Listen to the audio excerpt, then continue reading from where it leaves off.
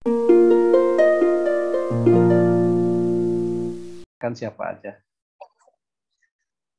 Baik, bismillahirrahmanirrahim. Assalamualaikum warahmatullahi wabarakatuh. Waalaikumsalam warahmatullahi wabarakatuh. Bismillah, alhamdulillah. Assalatu wassalamu ala rasulillah wa ala alihi wa sahbihi wa mawalah, amma ba'du. Pertama-tama, marilah kita panjatkan puji dan syukur kehadirat Allah Subhanahu wa Ta'ala yang telah memberikan kepada kita nikmat yang begitu banyaknya yang tidak akan dapat kita hitung. Salawat beserta salam semoga senantiasa tercurah limpahkan kepada Nabi Muhammad SAW, lupa kepada keluarganya, kepada para sahabatnya, dan insya Allah semoga sampai kepada kita semua selaku umatnya. Amin ya rabbal alamin. Para hadirin yang insya Allah dimuliakan oleh Allah Subhanahu Wa Taala, saya Ega Nasruddin sebagai moderator pada kajian sore hari ini, izin membacakan rangkaian kegiatan kajian hadis Sahih Bukhari pada sore hari ini. Untuk yang pertama yaitu ada pembukaan, dilanjutkan dengan sesi pematerian bersama yang terhormat Bapak Dr. Elan Sumarna MAG, dilanjutkan dengan sesi diskusi tanya jawab, dan dilanjutkan dengan closing statement, dilanjutkan dengan doa bersama, dan diakhiri dengan penutupan. Untuk mengefektifkan waktu, marilah kita buka kajian sore hari ini dengan ucapan basmalah bersama-sama. Bismillahirrahmanirrahim. Terima kasih. Semoga dengan ucapan basmalah menjadikan menambah keberkahan bagi acara kajian sore hari ini. Untuk selanjutnya, marilah kita simak bersama pematerian yang akan disampaikan oleh yang terhormat Bapak Dr. Elan Sumarna MAG. Sebelumnya, izinkan saya untuk menyapa beliau terlebih dahulu. Assalamualaikum warahmatullahi wabarakatuh, Pak Dr. Elan. Waalaikumsalam warahmatullahi wabarakatuh. Ega, alhamdulillah. Silakan. Bagaimana Pak kabarnya Pak? Alhamdulillah, bikhair. Apakah sudah siap Bapak untuk menyampaikan pematerian yang luar biasa pada sore hari ini? Insyaallah, insyaallah. Ya, baik para hadirin jemaah sekalian yang insya Allah dimuliakan oleh Allah Subhanahu Wa Taala. Untuk itu tanpa berlama-lama lagi, kepada yang terhormat Bapak Dr. Elan Sumarna MAG, waktu dan layar saya persilakan. Ya, baik. Bismillahirrahmanirrahim. Assalamualaikum warahmatullahi wabarakatuh. Waalaikumsalam warahmatullahi wabarakatuh. Alhamdulillah. Alhamdulillahirabbil alamin. Nahmaduhu wa nasta'inuhu wa nastaghfiruh. Wa na'udzu billahi min syururi anfusina wa min sayyiati a'malina. May yahdihillahu fala mudhillalah wa may yudlilhu fala hadiyalah. Asyhadu an la ilaha illallah wahdahu la syarikalah wa asyhadu anna Muhammadan abduhu wa rasuluhu la nabiyya ba'dah. Allahumma shalli wa sallim ala sayyidil mursalin Muhammadin wa ala alihi wa sahbihi ajma'in, amma ba'd.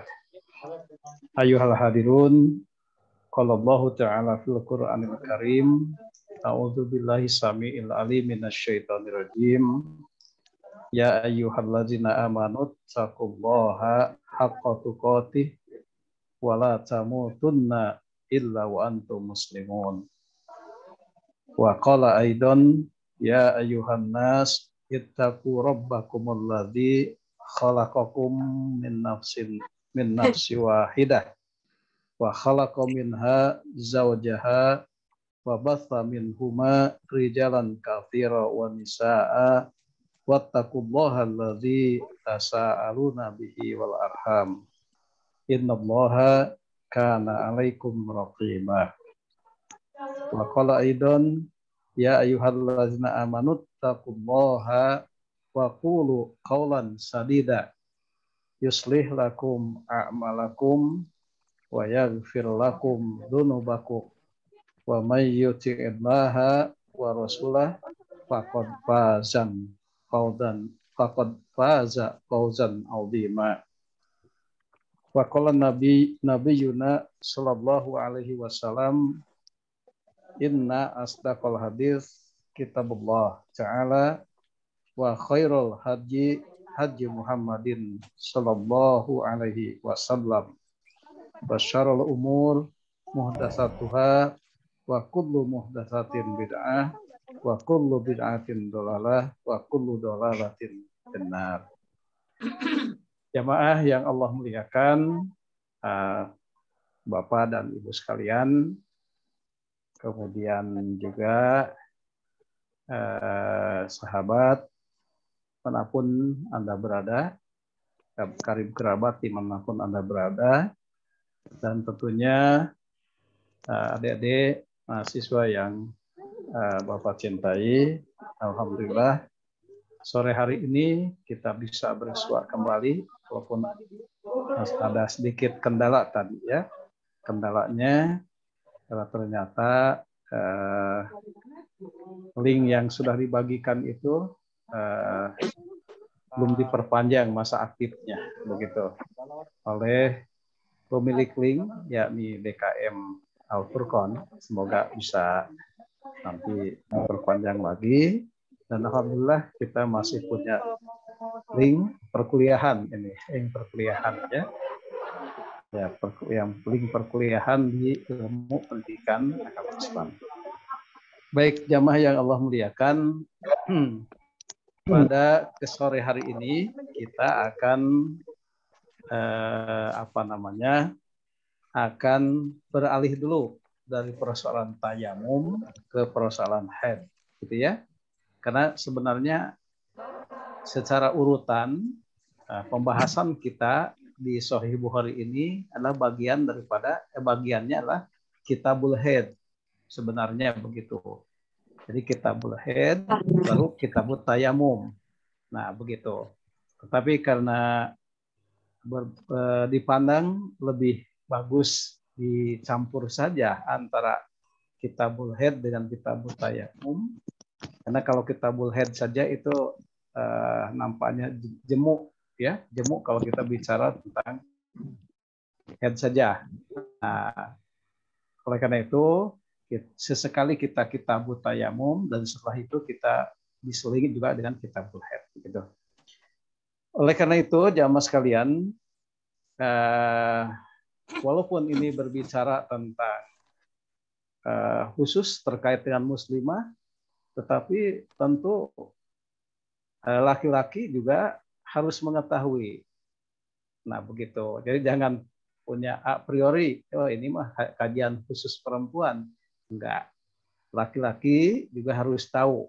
Karena pada dasarnya nanti kalau kemudian kita sudah berumah tangga, nah ini amat berguna. Ya, amat berguna pengetahuan tentang laki-laki memahami persoalan perempuan dan sebaliknya. Begitu. Amat berguna memahami muslimah dari sudut laki-laki dan sebaliknya. Begitu. Dan jamaah sekalian, baik dalam berbicara Kitabul Haid ini, nah kita coba mengulas ke belakang bahasan kita dahulu, diulas dulu sebentar ya. Yakni tentang pembahasan kita surat Al-Baqarah ayat 222. Quran surat Al-Baqarah ayat 222. Allah Subhanahu wa taala berfirman dalam ayat tadi, A'udzubillahi minasyaitonirrajim, yas'alunaka wa yas'alunaka 'anil mahid. Qul huwa adzan. Fa'tazilun nisa fil mahid wala taqrabuhunna hatta yatahurna. Fa idza tatahharna fa'tuhunna min haitsu amarakumullah. Innallaha yuhibbut tawwabina wa yuhibbul mutatahhirin. Nah, jadi di sini Allah berfirman, jamaah sekalian, mereka itu bertanya kepadamu Muhammad tentang haid. Katakan bahwa haid itu adalah kotoran atau penyakit. Karena itu, tinggalkanlah para wanita dalam keadaan haidnya. Dan jangan kalian dekati mereka sehingga mereka atau sampai mereka itu bersih. Dan apabila bersih, apabila sudah bersih, maka bolehlah didatangi mereka dari tempat yang sudah Allah perintahkan. Karena sesungguhnya Allah itu mencintai mereka yang bertaubat dan mencintai mereka yang mensucikan diri. Nah, begitu ya, jamaah sekalian. Bahasan kemarin itu dikatakan bahwa darah haid itu adalah darah tabiat dan fitrah. Nah, jadi ini adik-adik perempuan, para ibu ya, para ibu jangan mengeluh nih. Kenapa kok perempuan itu ada darah haidnya? Nah, ini sudah guratan takdir, sudah tabiat, sudah fitrah, begitu ya. Nah, kemudian darah yang keluar dari perempuan itu sebenarnya ada 3. Nah, ibu-ibu ini khusus ya, dan para putri, darah perempuan itu ada 3, ada yang dikatakan haid, ada nifas, dan istihadah. Nah, begitu ya. Nah, ketiga hukum darah itu beda ya. Nah, yang 2 yakni haid dan nifas, darah haid dan nifas itu hukumnya relatif sama, yakni berkaitan dengan rahim, begitu. Dan ketika seseorang perempuan itu haid dan nifas, berarti tidak boleh sholat, tidak boleh saum. Nah, nanti soal membaca Al-Quran bagaimana? Nah, ini yang akan kita bahas, ya, yang akan kita bahas nanti setelah ini. Jadi, ketika perempuan itu keluar darah haid dan nifas, itu tidak boleh sholat dan saum. Bagaimana dengan membaca Al-Quran? Nah, ini akan kita bahas berikutnya nanti. Nah, soal darah istihadah itu dihukumi sebagai salis baul. Nah, dihukumi sebagai salis baul. Salis baul itu kencing yang tidak tertahan. Jadi, yang maunya tidak tertahan di luar kemampuan. Itu di luar kemampuan. Ya, itu tidak mempengaruhi apapun. Begitu ya, tidak mempengaruhi apapun. Jadi ini bagi kaum laki-laki juga sama nih. Seringkali terjadi nih, tiba-tiba kok ada kencing, padahal sudah bersih, sudah apa, tapi terasa ada sesuatu yang keluar dari kemaluan kita, begitu ya. Nah, itu yang disebut dengan salis baul. Kalau dalam istihadah, ini darah penyakit. Nah, dan darah penyakit itu kalau itu sudah sifatnya darah penyakit atau istihadah, maka dia harus menutupnya dan kemudian silakan untuk sholat seperti biasa, saum seperti biasa. Nah, yang laki-laki pun juga sama. Ketika kencing itu tidak tertahan, sudah di luar dugaan, begitu ya. Nah, tinggal dibersihkan dan silakan sholat ya, begitu. Wudhu lagi dan sholat gitu ya. Nah, jamaah yang Allah muliakan, nah ini kita hanya akan mengulang saja ya, silakan dibaca saja. Nah, bedanya kata Nabi SAW, kalau darah istihadah itu adalah darah yang berasal dari pembuluh darah. Nah, ini kalimatnya ini, darah istihadah itu adalah innahu damun arkun, darah yang muncul dari pembuluh darah, begitu ya, atau disebut dengan darah penyakit, begitu. Nah, kemudian para ulama mengatakan kalau darah haid itu keluarnya dari ujung rahim, sementara darah istihadah keluarnya dari bawah rahim, itu bedanya, ya. Nah, jamaah sekalian, nah al-mahid itu bisa diartikan 2, ada isim makan, ada masdar mimi, dan ada isim makan. Nah, begitu ya. Nah, jadi ini kalimat al-mahid ini itu bisa diartikan dua. Ada masdar mimi, masdar itu kata benda abstrak ya. Head yang artinya head. Tapi kalau dibaca isim makan berarti tempat head, begitu. Nah, mana yang benar? Apakah diartikan head? Apa diartikan tempat head? Nah, begitu kan? Nah,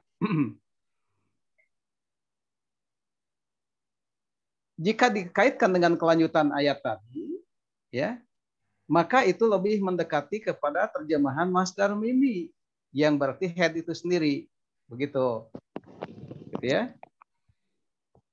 Nah, jadi bahwa head itu adalah gangguan bagi wanita, ya berupa kelemahan. Karena seorang wanita yang head itu lelah, lemas, gitu ya. Kemudian juga malas, kemudian juga jenuh, kemudian juga ada rasa bau dan sebagainya, kan? Nah, jadi kalau dikaitkan dengan kelanjutan ayat ini, ya kelanjutan ayat tadi, maka arti al-mahid itu adalah head. Itu dilanjut jika dikaitkan dengan kelanjutan ayat ini. Fa idza tatoharna fa'tuhunna fil min haitsu amarakumullah. Nah, gitu ya. Jadi jika diartikan head, jika disambungkan dengan ayat selanjutnya, maka al-mahid itu artinya head. Ya. Nah, kemudian jamaah sekalian,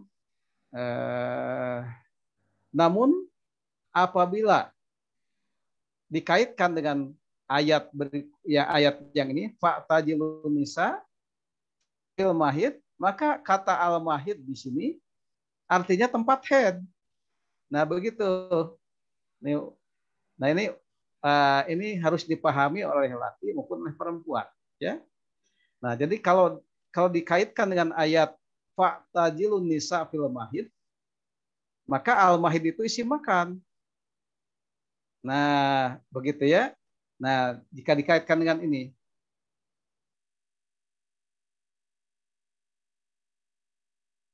Nah, ini dikaitkan dengan ayat ini.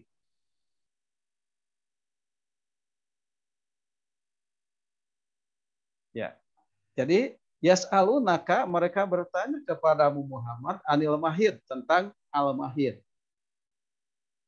Head tadi. Qul huwa adzan. Head itu adalah penyakit. Fa'tajilun nisa, maka jauhilah para wanita fil mahid, di tempat headnya, di tempat keluar headnya, begitu. Nah itu ya, nah itu jamaah sekalian, gitu ya. Nah oleh karena itu jamaah sekalian, ini harus dipahami, gitu ya. Nah mana yang harus kita ambil pengertiannya? Ya dua-duanya. Ada pengertian secara masdar mimi dan ada pengertian secara isim makan. Nah begitu. Jamaah sekalian, itu kita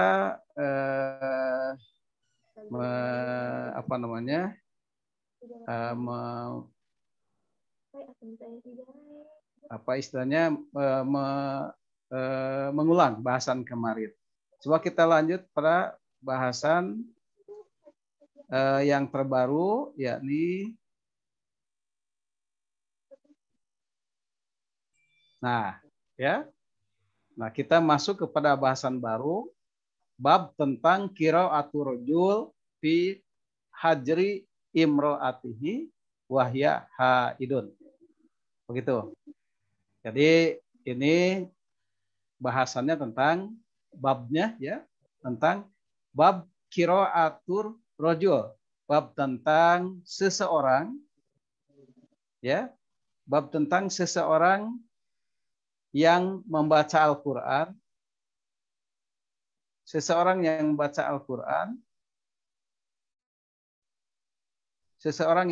membaca Al-Qur'an, fi hajri, di pangkuan imro'atihi, bersandar di pangkuan istrinya. Wahya haidun, sedangkan perempuan tadi tengah haid. Begitu. Ini jamaah sekalian ya. Ini bab yang baru itu adalah bab seorang suami membaca Al-Qur'an sambil berbaring di pangkuan istrinya yang tengah haid. Begitu. Nah, Imam Bukhari sengaja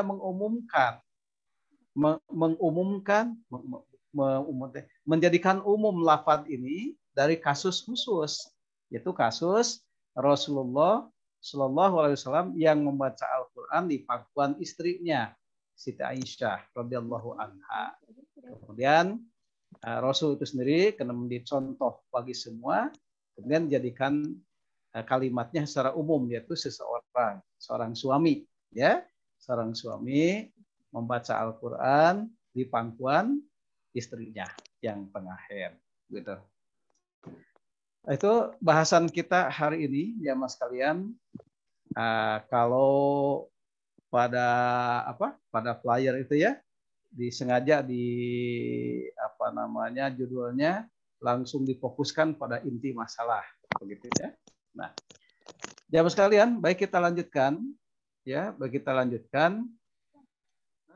Imam Bukhari sebelum membahas lebih lanjut terkait dengan hadis tadi, ya, hadis yang terkait dengan judul tadi, beliau mengutip pendapatnya Abu Wail.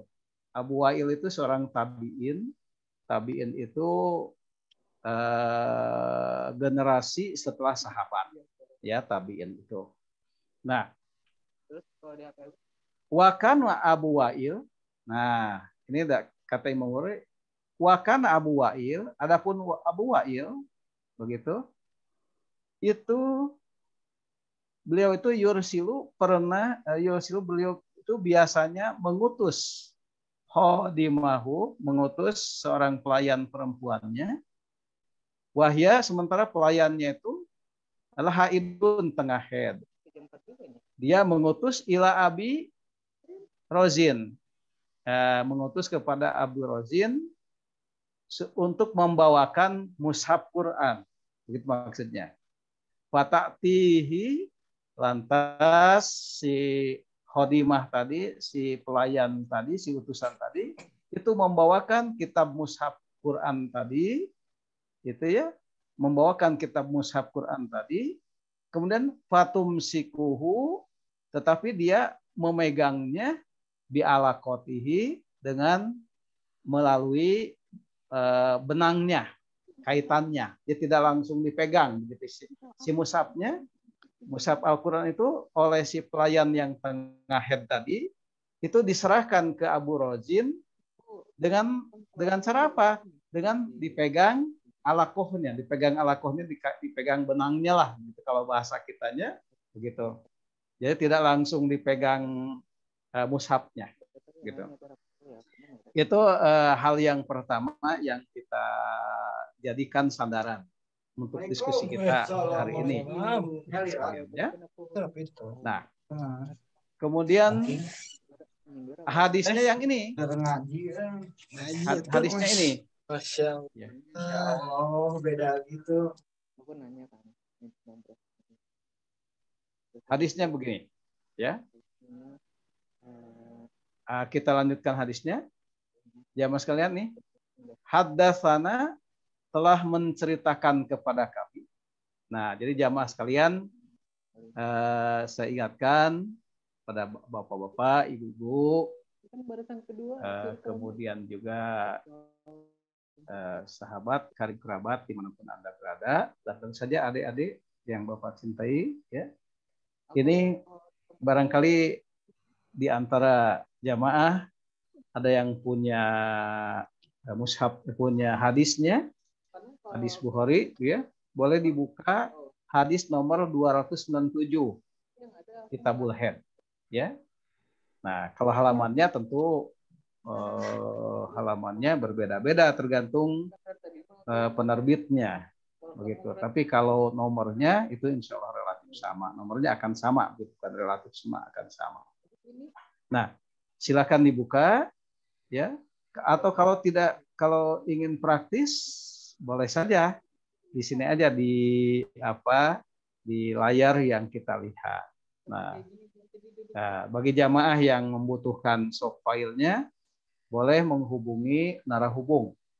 Nah, narahubung untuk ingin mendapatkan soft filenya, atau bisa juga jamaah sekalian yang tidak keberatan itu bisa bergabung ke apa grup khusus kajian hadis. Kalau tidak keberatan, kalau ada kendala atau ada keterbatasan itu dan ini sehingga tidak bisa bergabung, tinggal menghubungi narahubung untuk mendapatkan soft file-nya. Nah, jamaah sekalian, baik, kita masuk ke hadis nomor 297. Nah, di sini seperti biasa kita masuk ke rawinya dulu. Haddasana, kata Imam Bukhari, haddasana telah menceritakan kepada kami. Ini kata Imam Bukhari ya. Telah menceritakan kepada kami siapa guru beliau, yaitu Abu Nuaim. Abu Nuaim Al-Fadl bin Dukaim. Nah, begitu. Ini guru Imam Bukhari ya. Jadi haddasana telah menceritakan kepada kami siapa Abu Nuaim Al-Fadl bin Dukaim. Nah, guru Imam Bukhari tadi itu Abu Nuaim tadi juga kata beliau sami'a Zuhairon. Beliau telah mendengar dari Zuhairon tentang hadis ini. Kemudian Zuhairon mendapatkan hadis ini an Mansur dari Mansur bin Sofiyah. Nah, dari Mansur bin Sofiyah kata beliau, kata Mansur bin Sofiyah, anna ummahu, bahwa ibunya Mansur bin Sofiyah, itu Sofiyah tadi maksudnya ya, ibunya Mansur tadi yaitu Sofiyah tadi, itu haddatsathu telah mendapatkan mengabarkan kepadanya ya, mengabarkan kepadanya anna Aisyah, bahwa Aisyah itu tentu saja istri Nabi, itu hadatsatha telah menceritakan kepada ibunya Mansur tadi. Apa yang ceritakan? Anan Nabi Sallallahu Alaihi Wasallam, bahwa Nabi Sallallahu Alaihi Wasallam itu begitu, bahwa Nabi Sallallahu Alaihi Wasallam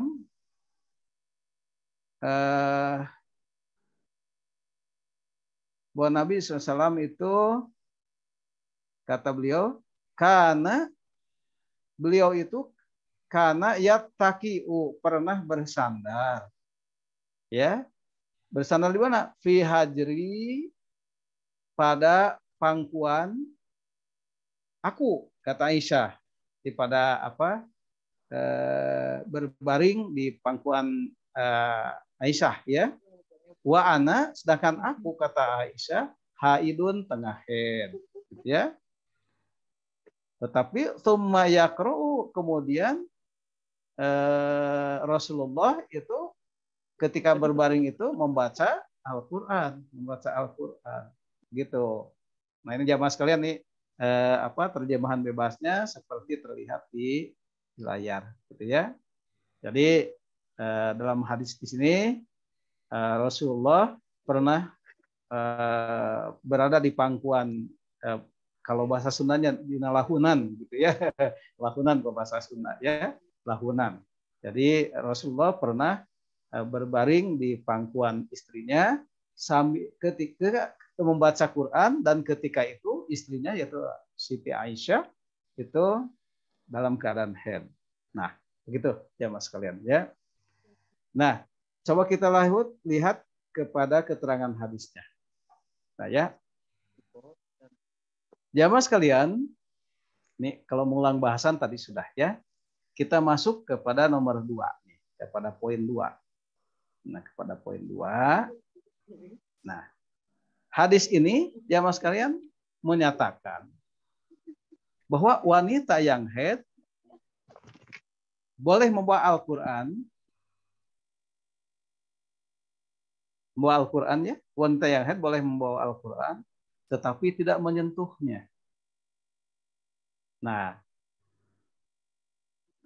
mana sandarannya? Sandarannya adalah sebenarnya ini sandarannya tidak ada dari Rasulullah langsung, tetapi dari kaul tabi'in yang ini, begitu, yang ini kaul tabi'in ya, bahwa Abu Wa'il itu pernah mengutus seorang perempuan pelayannya, ya seorang pembantunya, pembantu perempuannya yang tengah haid mengutus untuk membawakan mushaf Quran, tetapi si pelayan perempuannya tengah haid. Karena tengah haid itu, maka mushaf itu dia bawa, tetapi yang dipegang adalah benangnya, bukan mushafnya langsung, begitu. Nah, apakah hal itu juga dilakukan oleh para sahabiah di zaman Nabi? Nah, ini masalahnya jamaah sekalian, ya. Masalahnya di sini. Jadi karena tidak ada hadis yang langsung terkait dengan itu, maka para ulama menjadi berbeda pendapat, ya. Ulama yang menyatakan tidak boleh membawa mushaf Al-Qur'an gitu, itu bersandar kepada bahwa itu tadi ada tabiin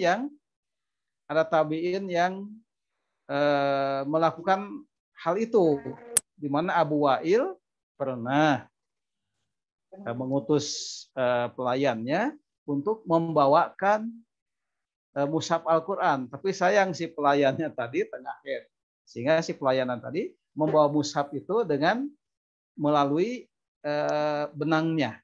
Nah, zaman dulu memang buku itu pakai benang, jadi dijahit pakai benang begitu, ya. Jadi untuk lembaran-lembaran itu disatukan, kemudian yang dijinjing begitu benangnya begitu. Kenapa tidak ada pada zaman Nabi? Nah, gitu ya. Hal seperti itu kita tahu jamaah sekalian bahwa pada zaman Nabi Al-Qur'an belum dibukukan, masih tercecer di beberapa media yang bisa dipakai untuk menulis. Sehingga pada zaman Nabi itu lebih banyak ditulis di beberapa media yang tercecer tadi, di kulit kurma, di batu, di pelepah kurma, begitu ya, di kulit binatang. Nah, jadi lebih banyak Rasulullah dengan para sahabat itu bermurojaah dari hafalannya, gitu. Nah, sehingga tidak ditemukan adanya riwayat bahwa Nabi menyuruh seorang wanita haid untuk memegang mushaf. Tidak ditemukan, gitu. Sehingga kemudian inilah masalahnya jamaah sekalian, sehingga terjadi silang pendapat di antara para ulama. Ada yang membolehkan, ada yang tidak. Seorang wanita haid memegang mushaf, begitu. Nah, tetapi yang membolehkan itu biasanya bersandar kepada kaul tabiin ini, tetapi itu kan kaul tabiin, bukan sunnah Nabi, begitu. Nah, oleh karena itu jamaah sekalian, lepas dari silang pendapat tadi, ya. Nah, maka yang terbaik itu adalah para wanita haid itu boleh menyentuh mushaf Quran itu adalah terjemahnya. Itu yang terbaik, yang lebih ihtiyat, yang berhati-hati, ya. Nah, ini boleh membawa terjemahnya, atau untuk zaman sekarang ya bolehlah dengan membawa HP yang ada aplikasi Al-Qur'annya, boleh. Jangan membawa mushafnya. Kecuali kalau memang sangat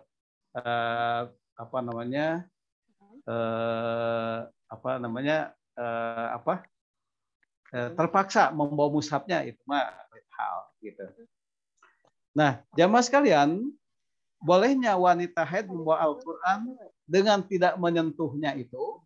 Nah, begitu, dengan tidak menyentuhnya itu adalah mungkin dikiaskan pada penghafal Al-Qur'an. Nah, jadi setiap kita termasuk wanita haid itu punya hafalan ayat. Nah, hafalan ayat kan tidak berbentuk kitab. Begitu, tidak berbentuk mushaf. Sehingga ketika wanita haid itu ketika seorang muslimah itu haid, maka hafalan Al-Qur'annya kan ada di benaknya. Nah, boleh dia membawa hafalan ke sana kemari dalam keadaan haid. Nah, begitu maksudnya. Begitu nanti kita diskusikan berikutnya. Bapak dan Ibu sekalian, kita intermezzo dulu ya, jamaah sekalian, Bapak dan Ibu sekalian, sahabat, karib kerabat, dimanapun Anda berada, dan adik-adik mahasiswa, ya, yang Bapak cinta ini, kita masuk ke poin 3 nih, ya, dikutip dari Fathul Bari, ini yaitu Imam Nawawi melihat ada pendapat Ibnu Daqiq Al-Id, ya. Kata beliau, perbuatan ini tadi Rasulullah bersandar kepada pangkuan istrinya dan dia membaca Quran selagi istrinya dalam keadaan haid tadi, gitu. Allah merupakan isyarat bahwa wanita yang sedang haid itu tidak boleh membaca Al-Quran. Gitu. Jadi wanita haid tidak boleh membaca Al-Quran. Nah, begitu ya. Nah, sebab jika dibolehkan seorang wanita haid membaca Al-Quran, tentu tidak akan timbul suatu anggapan adanya larangan bagi seseorang untuk membaca Al-Quran sambil menyandarkan kepala di pangkuannya. Maksudnya, jamaah sekalian,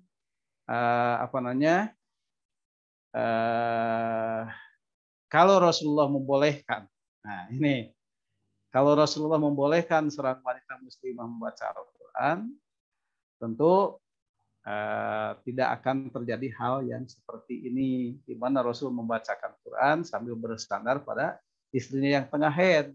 Ya suruh aja Aisyahnya membaca Al-Quran.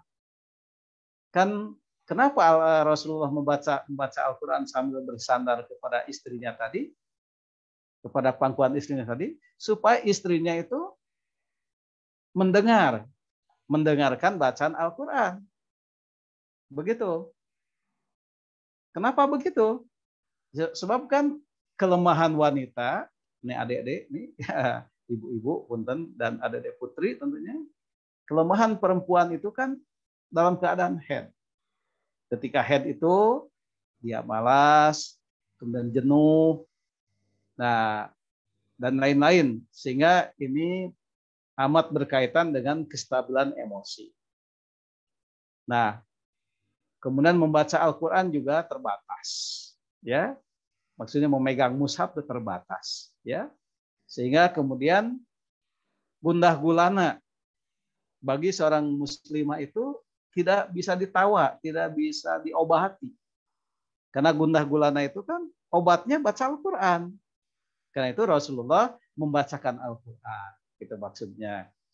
Nah, jadi dengan demikian hadis ini mengisyaratkan bagi muslimah yang tengah haid untuk tidak membaca Al-Quran. Nah, itu satu ya, jamaah sekalian. Nah, kemudian hadis ini juga jamaah sekalian adalah menunjukkan bahwa bersentuhan kulit lawan jenis itu tidak membatalkan wudu. Kita ingat bahwa Rasulullah itu senantiasa punya wudu, berbeda dengan kita, senantiasa punya wudu. Nah, kemudian dia bersentuhan kulit dengan istrinya ketika membaca Al-Quran itu tadi, ya, tetapi tidak membatalkan wudu. Nah, gitu kan? Nah, kemudian yang kelima, jamaah sekalian, ini hadis ini juga menerangkan. Nah, hadis ini juga ya menerangkan dibolehkannya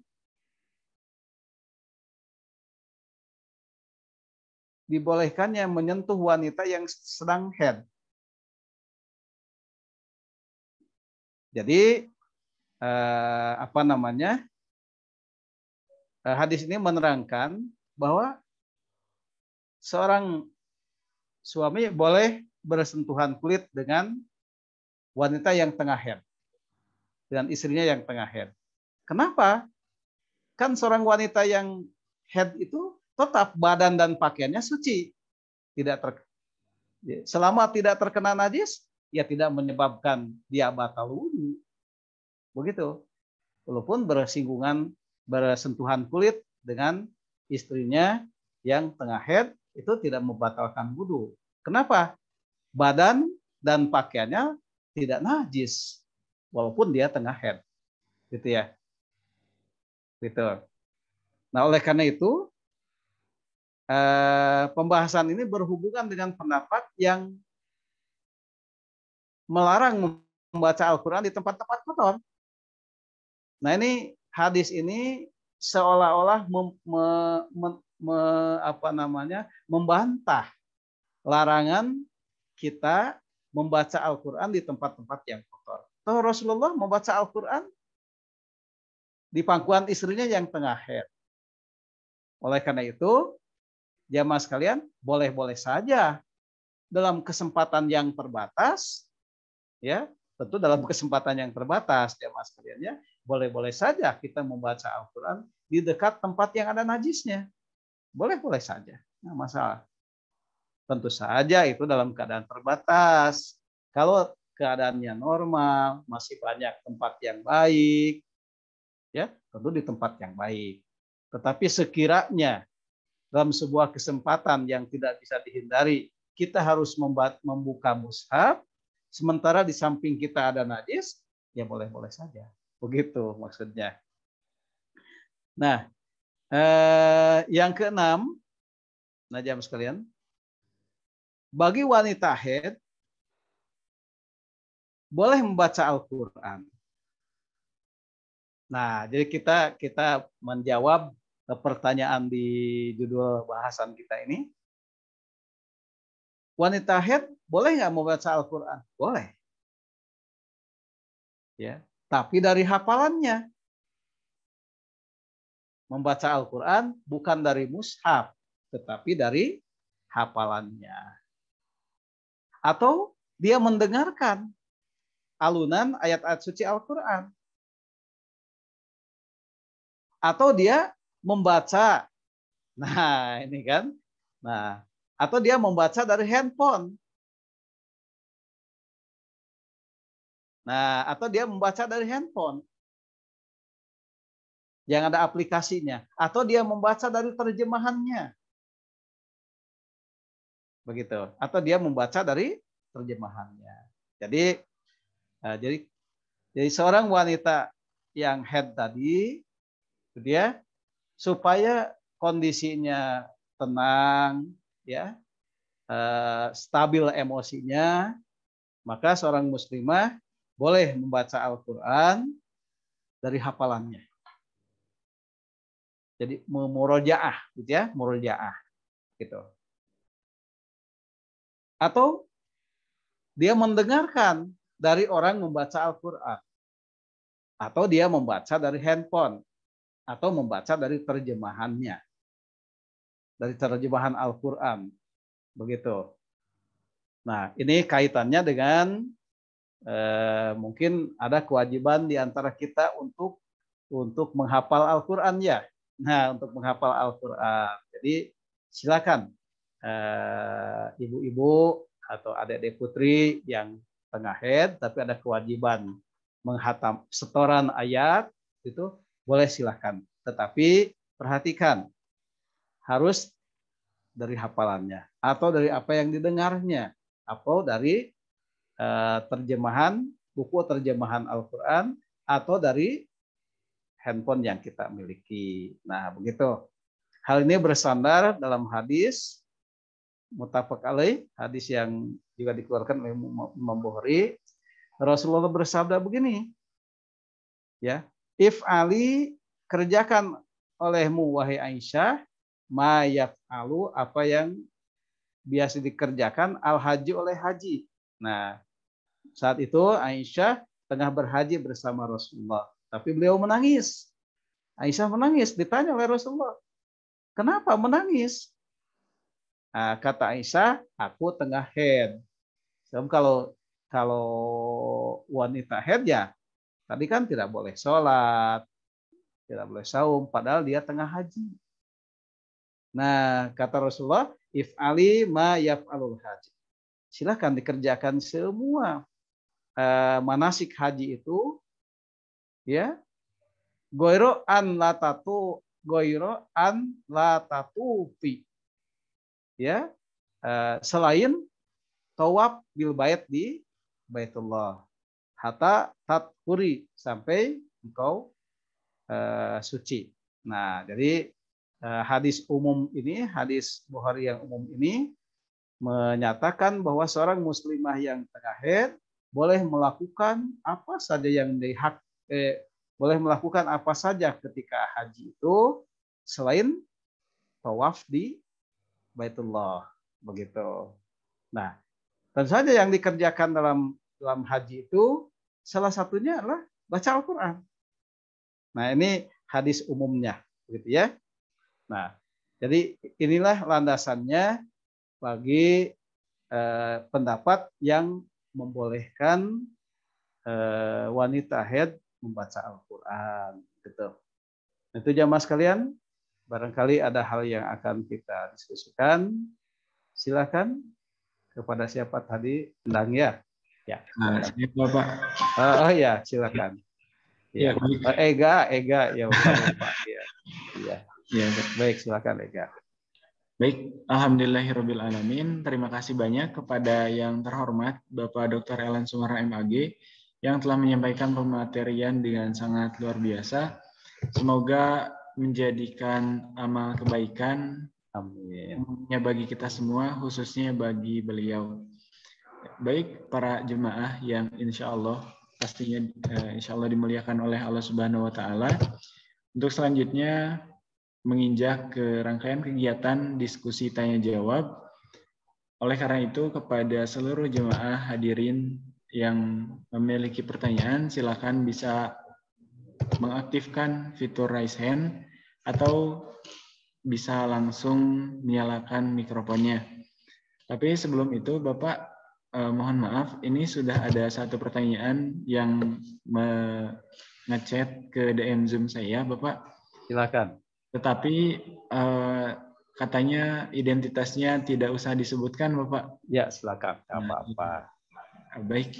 Untuk pertanyaannya yaitu apabila sedang haid, lalu seseorang itu mengajarkan kepada muridnya membaca Al-Quran.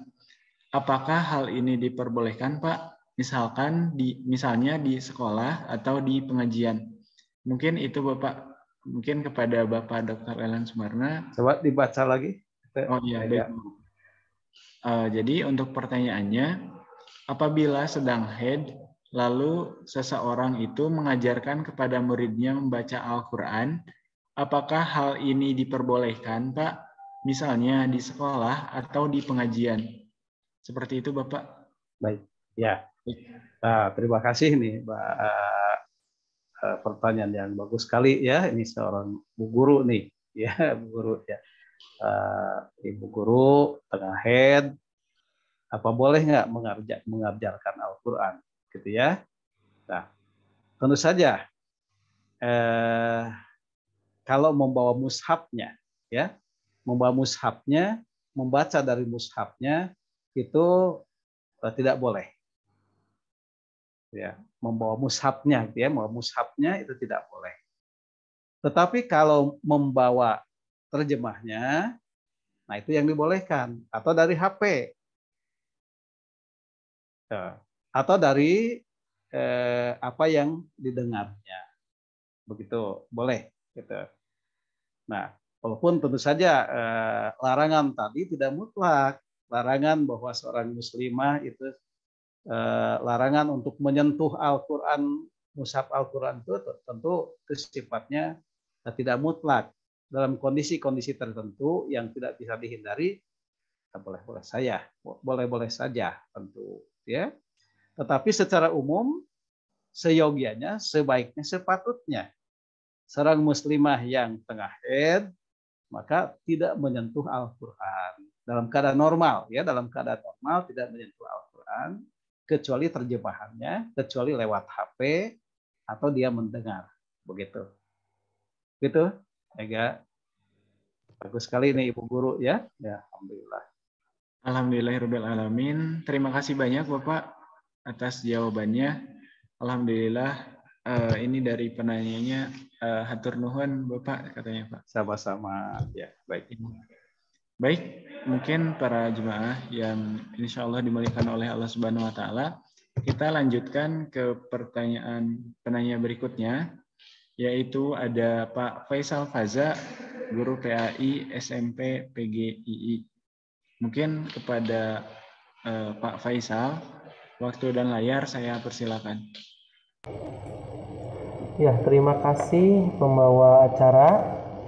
Bismillahirrahmanirrahim. Assalamualaikum warahmatullahi wabarakatuh. Waalaikumsalam warahmatullahi wabarakatuh. Pak Guru silakan. Terima kasih kepada Pak Kiai Elan yang telah memberikan waktu juga kepada saya. Dan mohon maaf 2 minggu kemarin saya tidak ikut karena kesibukan persekolahan yang harus diselesaikan. Ya, tidak apa-apa. Saya menarik dari pembahasan pada hari ini. Kalau hari ini itu mengenai haid, wanita haid boleh tidak membaca Al-Quran. Sedangkan tadi ada pembahasan yang dimana seorang laki-laki atau seorang suami boleh menyentuh seorang istri yang sedang haid. Itu kedudukannya tidak najis karena pakaiannya suci. Nah, mungkin saya mau agak keluar dari tema sedikit Pak Kiai karena ini mungkin sama-sama saja membahas tentang najis ya. Suatu ketika saya pernah memandikan jenazah di rumah saya, di kompleks saya. Saat itu saya memberikan hak dan kemuliaan terhadap jenazah karena kita diperintahkan oleh Rasul untuk senantiasa memuliakan jenazah walaupun ruhnya sudah tidak ada. Nah, setelah itu saya memandikan jenazah dengan tuntunan Rasulullah Muhammad SAW, tetapi saya ditegur oleh pihak keluarga. Ditegurnya apa? Karena pertama tidak mengeluarkan kotoran dan najis yang ada di perut tersebut. Dan saya diperintahkan untuk mengurut perut tersebut dan mengambilnya dari lubang dubur jenazah. Nah, saya menjelaskan kepada pihak keluarga karena yang namanya najis itu di dalam dan hukumnya tidak tersentuh oleh kita tidak apa-apa karena yang namanya jenazah itu akan dikubur dan lambung itu akan pecah sendiri. Beliau memberikan penjelasan kepada saya bahwasannya ada sebuah keterangan yang menjelaskan bahwa najis yang ada di dalam tubuh jenazah itu tetap harus dikeluarkan karena itu akan menjadi penghalang katanya dan akan menjadi hal yang tidak bersih katanya. Nah, apakah betul Pak Kiai? Saya selama ini membuka beberapa kitab hadis dan membuka beberapa keterangan-keterangan tentang ini belum menemukan hal yang demikian diucapkan oleh keluarga jenazah. Apakah betul jenazah yang dimandikan itu harus diurut pamisaur bahasa Sunda nama kedah dipencet pada haranana teh patuangana supados keluar pamisaur bahasa Arab nama goitna kedah keluar gitu panginten tah.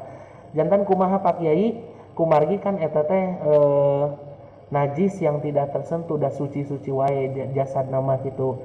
Kumaha Pak Kiai pembahasan tina nu ku abdi dipertaroskeun.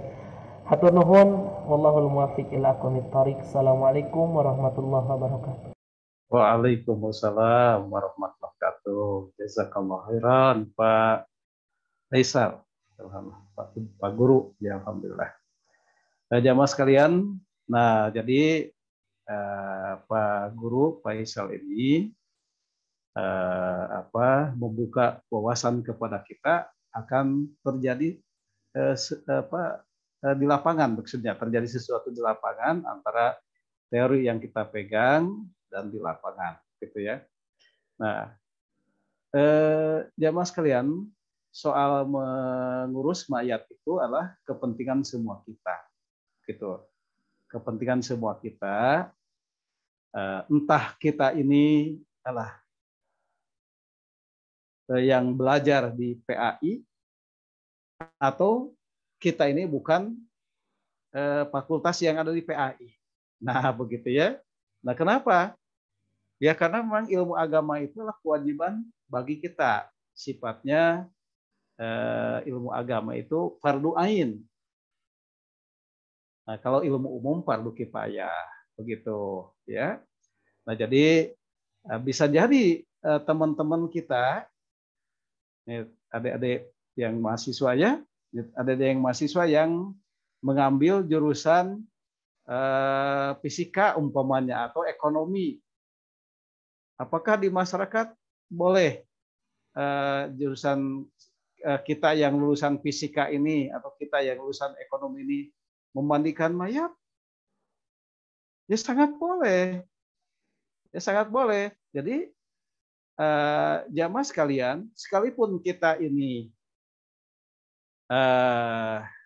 bukan guru PAI, sekalipun kita ini keahliannya di bidang umum, ya, itu boleh kita menjadi khotib di Jumat, boleh kita mengurus mayat, ya, mengurus mayat, baik yang laki ataupun yang perempuan, tentu yang sejenis tadi, dan kewajiban-kewajiban lain.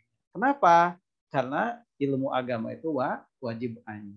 Begitu. Jadi bukan kewajiban Pak Faisal saja sebagai guru PAI mengurus mayat itu, tapi kewajiban setiap kita. Begitu. Nah, kembali lagi kepada bahasan yang disampaikan oleh Pak Guru tadi, ya Mas sekalian. Nah, jadi wanita yang haid itu badannya suci, pakaiannya suci, hanya dia tengah hadas. Nah, gitu kan? Dia tengah hadas. Nah, kalau kotorannya ya tentu najis.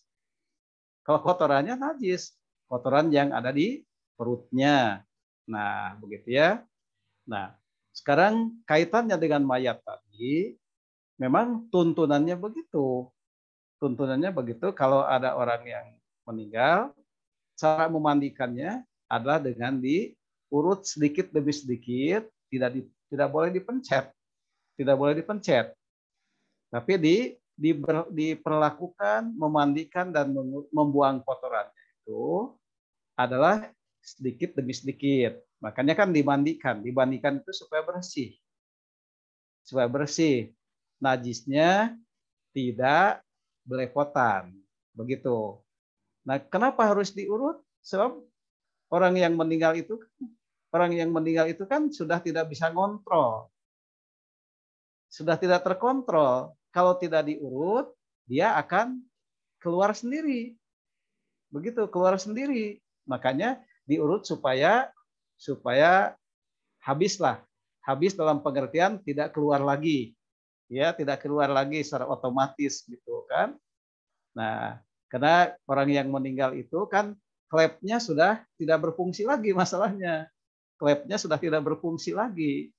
Jadi ya klepnya akan terbuka terus. Akhirnya kotoran yang ada di lambungnya otomatis akan keluar. Supaya tidak mengganggu, maka prosedur memandikan mayat itu adalah dengan mengurutnya. Begitu, dengan mengurutnya. Nah, tetapi tentu saja jangan berlebihan, asal keluar saja. Kalau sudah tidak keluar, jangan sampai dipencet-pencet supaya habis, tidak juga. Kedah dikodok, saurna kedah dikodok, Pak Kiai. Atau ya seperti itu. Katanya gitu. Faisal. Ya, diurut sedikit saja. Yang penting sampai tidak keluar. Sampai tidak keluar lagi. Karena klepnya sudah tidak berfungsi tadi. Begitu orang yang meninggal, klepnya sudah tidak berfungsi lagi, sehingga akan keluar, akan terus keluar. Kan ada kalanya orang yang meninggal itu pada waktu hidupnya sakit lama, sehingga makanan pun juga tidak masuk, misal begitu. Nah, jadi itu hanya prosedur, jangan sampai begitu, maksudnya jangan sampai ini hikmah dari syariat mengurus jenazah tadi, adalah jangan sampai sudah dikafani, sudah dimandikan, karena tidak diurut, misal tidak diurut, itu si goitnya tadi, si kotorannya tadi itu keluar terus. Itu kan tidak enak dipandangnya. Nah, oleh karena itu tidak enak, terasa bau dan sebagainya. Karena itu harus dalam memandikan mayat itu mengurut, walaupun tidak berlebihan. Batasan mengurutnya itu sampai tidak keluar. Ya, kalau sudah tidak keluar ya sudah cara memandikannya. Begitu. Jadi kembali ke hal yang disampaikan oleh Pak Faisal tadi, jamaah sekalian, ini pertanyaan yang bagus dari Pak Guru. Jadi begitulah. Jadi subhanallah, ya, ajaran Islam kita ini sangat luar biasa. Sehingga mayat yang sudah dikafani itu suci lahir dan batin. Suci lahir dan batin, tohir begitu ya. Di samping bersih juga tohir. Tohir itu suci. Ya, beda suci dengan bersih, beda. Gitu. Kalau suci di dalamnya ada kebersihan. Tetapi tidak setiap yang bersih itu suci, gitu. Nah, gitu. Baik, demikian Pak Guru, terima kasih. Alhamdulillah atas bahasannya. Hatur nuhun Pak Kiai. Enggak. Alhamdulillah. Kembali ke Ega. Ega ini di kampus, Ega. Mohon Bapak di kampus. Ya, belum pulang ya. Di ruangan mana itu teh? Ini di lorong Bapak, di Lorong ya. Iya. Di dekat ruangan Bapak bukan? Iya Pak. Oh, ya, alhamdulillah, silakan. Ada teman-teman di sampingnya ya? Ada Bapak, satu orang. Oh, iya, alhamdulillah, silakan. Baik, terima kasih banyak kepada yang terhormat Bapak Dr. Elan Sumarna MAG yang telah menjawab pertanyaan. Untuk sebelumnya saya kembalikan terlebih dahulu kepada Pak Faisal. Apakah sudah terjawab Bapak pertanyaan? Alhamdulillah, terima kasih Kang Ega. Ya, alhamdulillah, terima kasih kembali kepada Bapak Faisal atas. Ini Pak Guru juga masih di kantor, ini Pak Guru juga ya? Ya, biasa Pak Kiai ada pekerjaan yang harus diselesaikan dulu. Ya. Baik, alhamdulillahirabbil alamin. Dikarenakan sepertinya sudah pukul 17.04, sepertinya sudah tidak ada lagi yang bertanya, Bapak. Alhamdulillah, ternyata ada satu pertanyaan lagi, Bapak. Silakan. Yang dibahas. Oh iya, baik, Bapak. Bismillahirrahmanirrahim. Izin membacakan pertanyaannya, Bapak. Assalamualaikum, Ega. Maaf, ingin menitip pertanyaan. Kalau untuk menulis Al-Quran bagi wanita yang sedang haid, bagaimana ya? Identitasnya tidak perlu disebutin, katanya Pak. Oh ya, alhamdulillah. Ini pertanyaan bagus dari saudara kita. Ya, alhamdulillah. Jamaah sekalian, menulis Al-Quran dibolehkan. Menyalin maksudnya ya, menyalin dibolehkan, tetapi tidak dari mushaf. Disalinnya dari apa? Dari Quran terjemah. Dari Quran terjemah. Termasuk yang tidak boleh pegang mushaf itu juga laki-laki junub. Lupanya laki-laki. Nah, laki-laki junub juga di samping tidak boleh masuk masjid juga tidak boleh baca Al-Quran dari mushaf, pegang mushaf gitu. Laki-laki junub, ya, laki-laki junub itu sama kondisinya dengan wanita yang tengah haid. Ya. Tidak boleh masuk masjid, wanita haid tidak boleh masuk masjid, laki-laki junub tidak boleh masuk masjid, juga tidak boleh memegang mushaf. Tetapi kelarangan itu tentu kembali bahwa larangan itu tidak mutlak, gitu ya. Dalam kepentingan terbatas tentu dibolehkan, begitu. Ya, demikian Ega, alhamdulillah. Ya. Alhamdulillahirrahmanirrahim. Baik. Terima kasih banyak kepada yang terhormat Bapak Dr. Elan Sumarna MAG yang telah menjawab pertanyaan. Juga ini ada ucapan terima kasih hatur nuhun Bapak katanya Pak dari penanyanya. Iya, sama-sama. Alhamdulillah. Baik, para hadirin jemaah yang insya Allah dimuliakan oleh Allah Subhanahu Wa Taala, dikarenakan waktunya sudah pukul 17.06, oleh karena itu sesi diskusi tanya jawab pada kesempatan kajian sore hari ini saya tutup. Dan untuk selanjutnya, marilah kita dengarkan closing statement dilanjutkan dengan doa bersama yang akan dipimpin oleh Bapak Dr. Elan Sumarna MAG. Kepada beliau, waktu dan layar saya persilahkan. Mangga Bapak. Alhamdulillah. Jamaah yang Allah muliakan, Bapak dan Ibu, kemudian juga sahabat karib kerabat dimanapun Anda berada, dan tentu saja adik-adik yang Bapak cintai, alhamdulillah sore hari ini kita diperkenankan untuk bisa bersua. Insya Allah ahad depan kita masuk kepada bab tayamum lagi. Nah, nanti ini bab tayamum juga sudah mulai habis, termasuk juga bab tentang haid juga sudah mulai habis. Jadi kita masuk kira-kira bulan depan, kita masuk pada bab tentang sholat. Bab tentang sholat. Begitu. Jamaah yang Allah muliakan, baik, jadi inti persoalannya bahwa wanita yang haid dan laki-laki yang junub, nah, dua keadaan yang sangat terbatas dalam takarub kepada Allah Subhanahu wa Ta'ala. Begitu. Jadi laki-laki yang junub, perempuan yang haid adalah dua keadaan yang sangat sempit dalam takarub kepada Allah Subhanahu wa Ta'ala. Oleh karena itu, yang jadi tumpuan kita adalah hafalan ayat. Yang jadi tumpuan kita adalah hafalan ayat untuk menjadi obat penawar tatkala kondisi-kondisi hati kita yang tengah tidak stabil, gitu.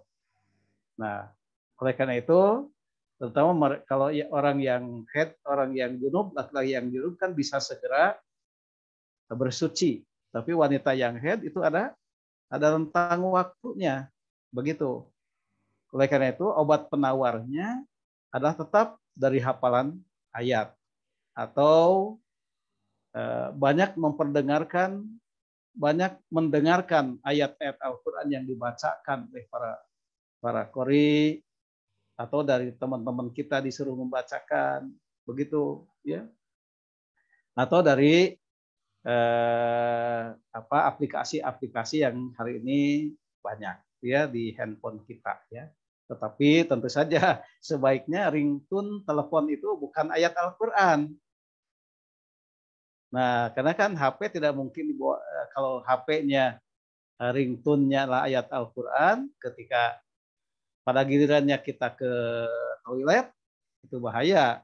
Ya, bahaya ya. Masa kita sedang buang hajat, sedang buang air kecil di jamban, itu tiba-tiba ada yang nelpon, terdengar suara ayat Al-Quran. Begitu. Ya, jadi sebaiknya tidak ringtone di HP kita dengan ayat-ayat Al-Quran. Jangan sampai kalau ada WA masuk atau SMS masuk, ringtone-nya surat anu, kalau telepon masuk surat anu. Jadi sebaiknya yang netral saja, begitu. Ya. Nah, jadi jamaah sekalian demikian. Jadi oleh karena itu kesimpulannya bahwa wanita yang haid boleh membaca Al-Quran dari hafalannya atau dari apa yang dia dengar atau dari terjemahan di terjemahan Al-Quran itu dia boleh dibaca atau dari handphonenya, begitu. Nah itu seperti itu ya. Jadi boleh silakan aktivitas setoran ayat dibolehkan tetap ya. Nah, seperti itu. Baik, kita tutup dengan hamdalah. Alhamdulillahirabbil alamin. Allahumma shalli wa sallim ala sayyidina Muhammadin wa ala alihi wa sahbihi ajmain. Allahumma ighfir lil muslimina wal muslimat lil mu'minina wal mu'minat al ahya minhum wal amwat bi rahmatika ya mujibud da'wat. Rabbana zalamna anfusana wa illam taghfir lana wa tarhamna lanakunanna minal khasirin. Rabbana zidna ilman nafi'an warzuqna fahman wasi'an ya arhamar rahimin. Subhana rabbika rabbil izzati amma yasifun wa salamun alal mursalin walhamdulillahi rabbil alamin. Assalamualaikum warahmatullahi wabarakatuh. Waalaikumsalam warahmatullahi wabarakatuh. Hatur nuhun Pak Kiai, jazakumullah khair. Amin wa iyyaka. Jazakallah khair. Baik, alhamdulillahirabbil alamin. Rangkaian acara demi acara pada kegiatan kajian sore hari ini telah dilaksanakan. Saya ucapkan terima kasih banyak kepada yang terhormat Bapak Dr. Elan Sumarna MAG.